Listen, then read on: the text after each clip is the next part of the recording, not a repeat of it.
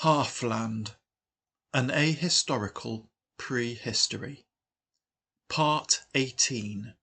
Massacre and Migration. In the 135th year of the Common Reckoning, Aristos led his army of Dogopolitans and exiled Skeldings out of Midhaven, marching on Dogopolis, intending to recapture it from the Orcs. Lobcag led a host of Orcs to meet them, and the two forces clashed at Anulcus Bridge. The Orcs won the day, although Lobcag lost his life.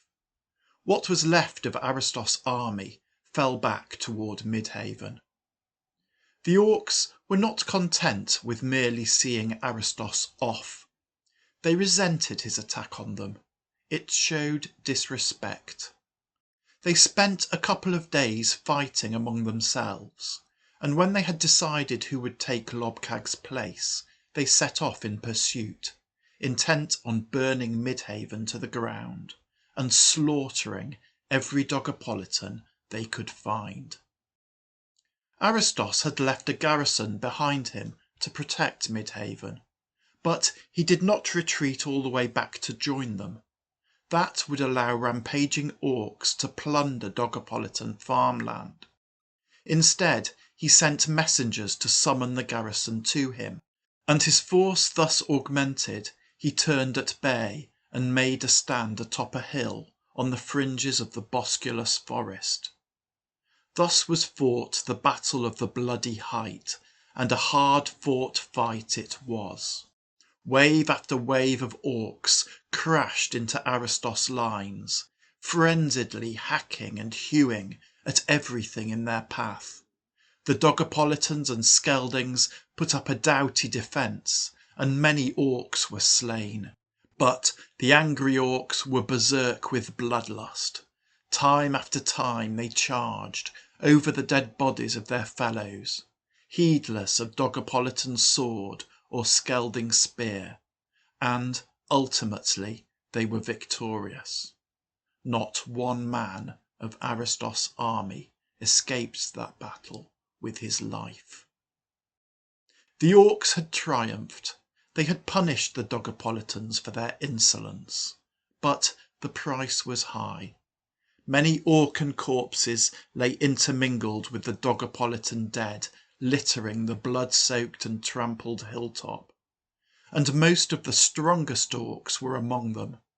Devoid of leadership, the survivors squabbled. Some of them wanted to march on Midhaven and destroy it, as originally planned.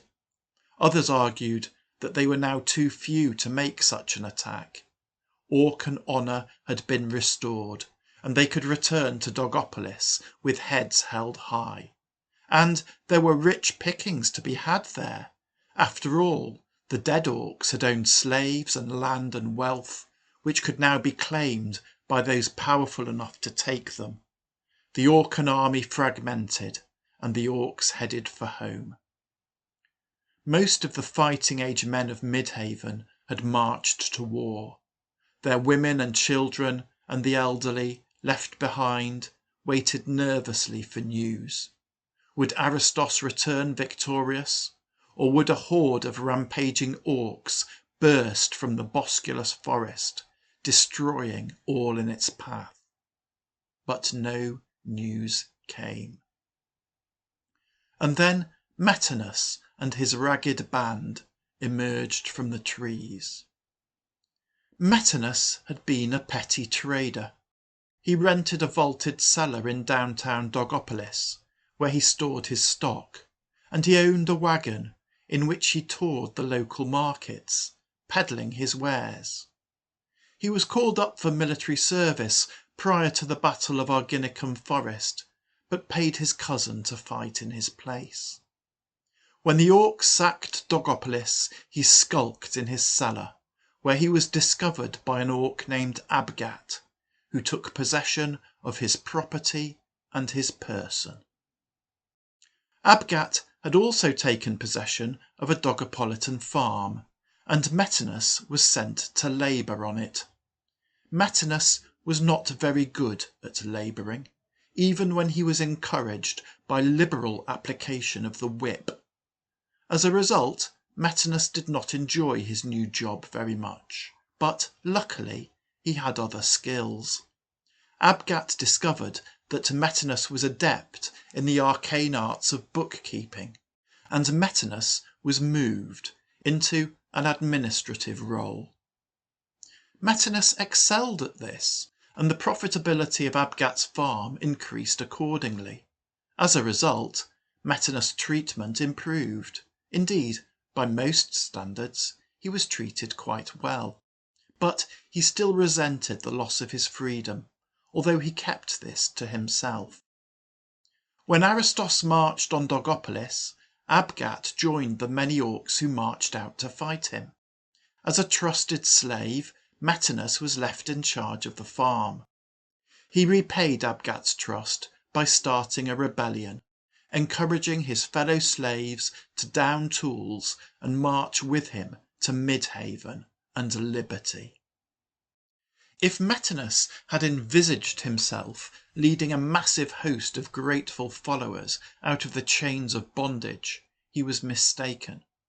Most of Abgat's slaves had been at the bottom of Dogopolitan society, and saw little difference between labouring for an Orcan master and labouring for a Dogopolitan one.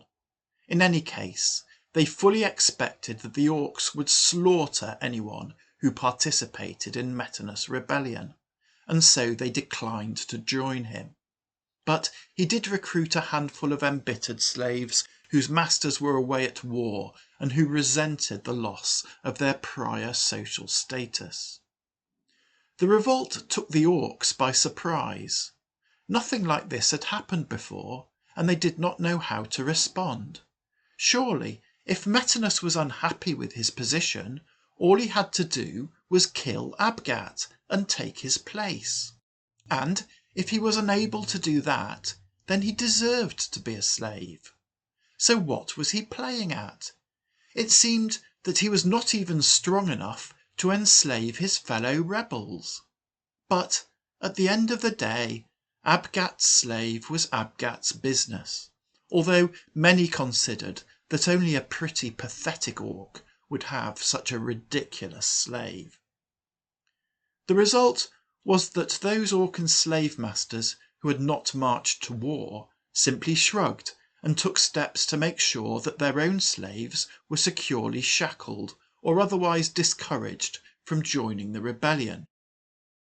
Those slave masters who had marched to war were not around to take any action to protect their rights, and so Metinus' march toward Midhaven was unopposed, until, that is, he was halfway across the Urgulan Heath and met a group of orcs coming the other way. What happened next is somewhat unclear.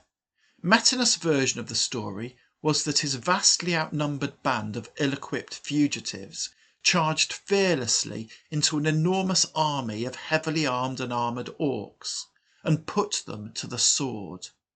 However, others who were present said that the orcs were far fewer in number than the Dogopolitans, and that, even so, Metinus would have avoided combat had there been anywhere for him to run to. In this version of events, overconfident orcs rushed piecemeal into combat with a reluctant foe who, in desperation, fought back with unexpected vigour. Fighting in scattered groups and surprised by Dogopolitan defiance, the orcs were then individually overwhelmed by sheer weight of numbers. At this remove, it is impossible to know what actually happened. However, it is certainly the case that Metinus and his band had a fight with some orcs, and that the orcs were defeated. Having so cleared his path, Metinus was able to lead his men back to Midhaven. On the way, he passed the Bloody Height, still littered with decomposing corpses. Thus it was that the population of Midhaven learned not only that the orcs had retreated to Dogopolis, but also of the grisly fate of Aristos and all those who had marched with him. When he led his army out to war, Aristos had 3 living sons. All 3 had clamoured to fight at his side. In the event, Aristos had forced them to draw lots to decide who would be left behind to oversee affairs in his absence. Brisos had drawn the short straw. Reluctantly, he had watched his father and brothers march to war. Now they were dead, and he was the new ruler of Midhaven. Adrastos the merchant was the second most powerful man in Midhaven. He was too old for military service, but his only surviving son and his son-in-law were not. Their mutilated remains rotted on the bloody height. And not only the aristocracy was in mourning. There was barely any family in Midhaven unbereaved. The land was full of weeping women. The people were desperate for good news. Metinus' victory may have been a small one, but it was a victory, and that was good enough. Metinus was lauded throughout the land. He capitalised on his newfound fame by becoming a wealthy landowner, a position he attained by marrying a rich widow. Many of the slaves who had escaped with him did likewise. But maybe that was not surprising. There was no shortage of widows in Midhaven. While Midhaven lamented, New Lixia thrived. Trade with the Skeldings and Halflings flourished, and business boomed. And Mithildes was at the heart of it. His ships carried all the merchandise flowing into and out of New Lixia. This commerce was lucrative, and Mithildes invested the profits in property and other ventures, with the ultimate result that large parts of the economy of New Lixia were directly or indirectly under his control. But that was not all he controlled. The king of New Lixia at this time was Telenos, a child of 6 years, and his only significant source of revenue was the import and export duties paid on Mithildes' cargoes. Mithildes thus funded the government, and this gave him considerable influence. This was augmented by the fact that Mithildes' wife Endius was a favourite of Lyra, the king's grandmother. Lyra was not a particularly strong-willed woman, but she did in practice govern New Lixia, and Endius had her ear. Mithildes was thus at the pinnacle of his power, and then, at the end of the year, he dropped dead. The doctors said it was heart failure, and there seems no reason to doubt them. But anyone who expected that this would lead to significant change was disappointed. Mithildes' son Sostos stepped into his father's shoes, running the shipping operation. Control of the other businesses passed to Mithildes' married daughters, Eropis and Aspasia, although New Lixian attitudes to women meant that these operations were fronted by his sons-in-law, Diadromes and Alphaios. Endius coordinated the activities of her children and used her continued influence with Lyra to further those activities. And so the profitable machine that Mithildes had built continued to generate wealth as before. In the 138th year of the Common Reckoning, Fulbert, the Warden of Overwater, died. He was succeeded by his son, Eldric. A number of Eldric's subjects encouraged him to take the title of King of the Skeldings, but he refused. The Skelding kings had always been elected by the vote of the captains, but most of the captains were dead, slain at Great Hall or on the bloody height, and their power was broken. Eldric had no desire to restore them to their prior position. Neither did he wish to create new captains, as some of his leading nobles desired. He stated that he was Warden of Overwater by right of birth, as his heirs would be after him, and that was sufficient honour for any man. Eldric encouraged the trade with New Lixia, building the harbour of Eldricshaven on the north side of the Silver Stream estuary, opposite to the royal harbour. As New Lixia's economy grew, so did its population. The city grew increasingly crowded. The New Lixians had long been pushing up the Great River, and this trend continued.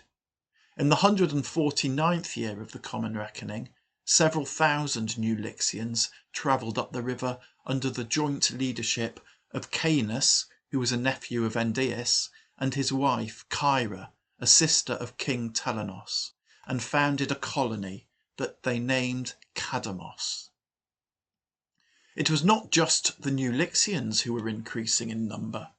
In the northwest corner of Halfland, the elves were also multiplying. This was a particular problem for the elves, as they liked to lead a nomadic and dispersed life, wandering around in the virgin forest, which was all very pleasant for them, but did require low population densities, and hence a lot of territory. The challenge facing the elves was that they ran out of territory to expand into. To their east was the great hedge of the wood wall and the halfling territories. To the north and to the west was the sea, and to the south were the Twilight Mountains. So what were they to do? There was much debate among the elves on this point. Among those prominent in this debate were Folman Broadleaf and his brother Eldaron. Although the two were similar in appearance, they had very different ideas. Eldaron was haughty and impulsive, generous to his friends, but unforgiving to his enemies. He reminded his listeners that halfling farmland had once been elven forest, and urged the elves to reclaim and rewild it by sword and fire. Folmon was quieter than his brother, slower to make up his mind, but obstinate once he had done so. He argued against making war, shedding unnecessary blood. He reminded his listeners that the elves had travelled to Halfland by sea, and urged them to repeat this adventure, to once again build ships and seek out new lands to settle.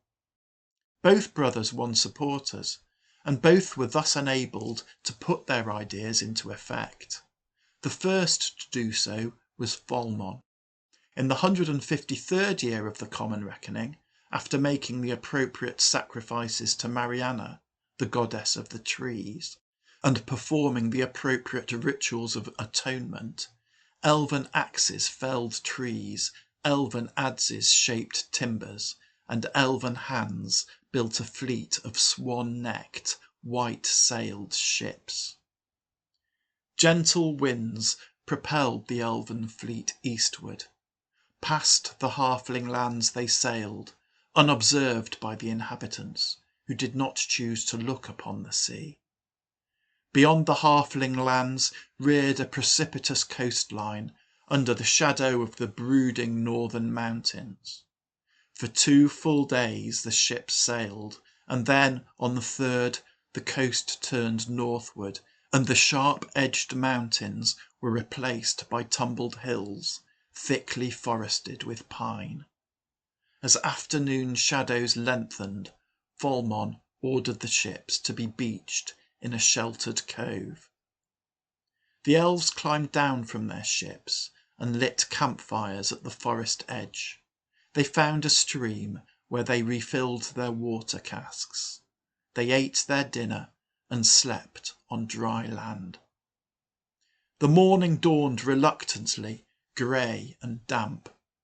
Folmon sent parties inland to explore, forage for berries and herbs, and hunt game. The rain grew ever heavier. The various detachments returned, with the news that there was no sign of habitation, and that there was little to eat other than pine trees. Folman decided to depart. The following morning the fleet put back to sea. The coastline turned back to the east, and then southward, and then the forested hills once more reared up into jagged peaks. Fulmon sailed on, and now the land levelled out, still heavily forested, but with mature oak and elm. The rain had stopped, and the ships put ashore. This land was much more to the elves' liking. 2 fingers of the northern mountains reached out to the ocean's edge, and between them a wooded and well-watered plain stretched for some 20 miles along the coast and a similar distance inland, bounded on 3 sides by towering mountains, and on the other by the sea. The land was uninhabited, and game was abundant. The elves rested here for several days. A number of them expressed a desire to dwell in this pleasant woodland, but Fulmon urged otherwise. The woodland might be pleasant, but it was constricted, fenced in by the mountains and the sea. If the elves settled here, they would face the same problems of overpopulation that they had left behind them. Most of the elves followed Fulmon back to the ships and sailed on, but a number chose to remain and make their home there, in the shadow of the mountains, in the forest that they afterward named Rathvale. The fleet continued along the coast, past the mountain ramparts barricading Rathvale to the east. Beyond, the landscape was again one of forested hills, but this country was inhabited. In places, clearings had been made in the forest, where smoke rose from the huddled chimneys of isolated villages, hemmed in by trees. These were the villages of the wood folk, the descendants of those that had come to Halfland with Lucamos over 100 years before. As evening fell, Fulmon once more led the fleet to land, to a sheltered beach at the foot of a wooded hillside.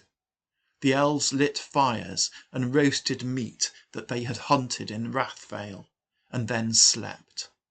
The following morning Fulmon arose early, and ordered the bulk of the elves to remain on the beach, while he and a small group of companions paid a visit to a village that the fleet had passed some 3 miles back down the coast. Fulmon's intentions were peaceful. Unfortunately, his reception was not.